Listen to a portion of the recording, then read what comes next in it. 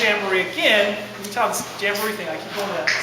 And I had a book. Now, I was only there for one day. I was only going to be at the Jamboree for one day. Some friends and I were traveling. We stopped through there. I had a stack of flaps I was going to trade. And so I got a hold of this book. This is called the Pocket Blue Book. And I decided, I think something very random, I decided I was going to collect lodges 1 through 100. Very random. So I went through my book here, and this is the actual book I carried around. And I went up and down the road looking for any lodge flaps from lodges 1 through 100. And when I got them, I checked off that box. And I came home with about 50 flaps that were from lodges 1 through 100 during that time. Now the only problem with collecting lodges 1 through 100 is, on some of these numbers, there's actually been several lodges that have been that number.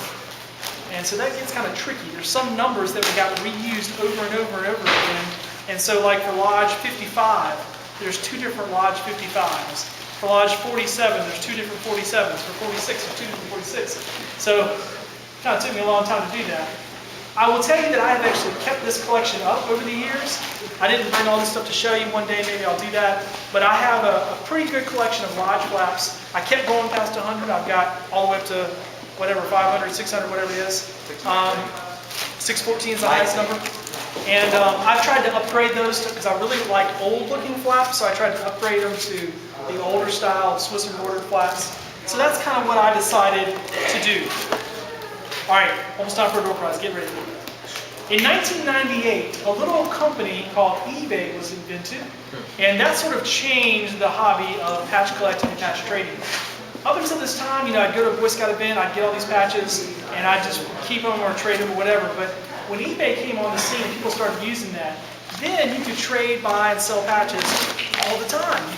You could be at work when you're supposed to be teaching school, and you could be like, during your playing period, you could be checking eBay like I used to do, and you could be buying and selling patches.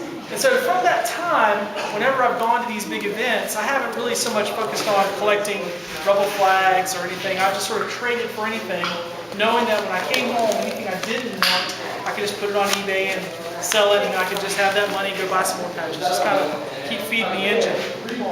But one thing I have done is I've always tried to keep 1 or 2 patches from every event that I went to, just as kind of mementos. Like this patch is from a lodge, I think in Tennessee or Alabama, I forget which one. But it's just a really cool flag, so I fell on to that one. These were from Alaska, which is kind of cool. They had fringe on them. Kind of cool. I went to the Jamboree the other year. This is the only patch from the 2005 Jamboree that I kept, but it's a really cool jacket patch. So, in terms of what to collect, kind of the rule of thumb is you can really just collect whatever interests you. But honestly, guys, if you're going to be a patch trader, you have to decide on something. You can't just show up and just trade for anything, because when you get back home, you're going to have a bunch of anything. You're not going to have any kind of a set or a checklist or a goal that you're working towards. Now, we have had some people in our lodge who've collected things like axes. A guy named Julian Fowler collected axes. We've had people who collected knives. We've had people who collected merit badges. Y'all know Joel Richardson. He really likes merit badges, merit badge sashes. So you don't just have to collect OA flags. It just so happens that when I was 13 years old and I was in Elk Campsite, that's all anybody cared about in Elk Campsite was Santee Lodge patches.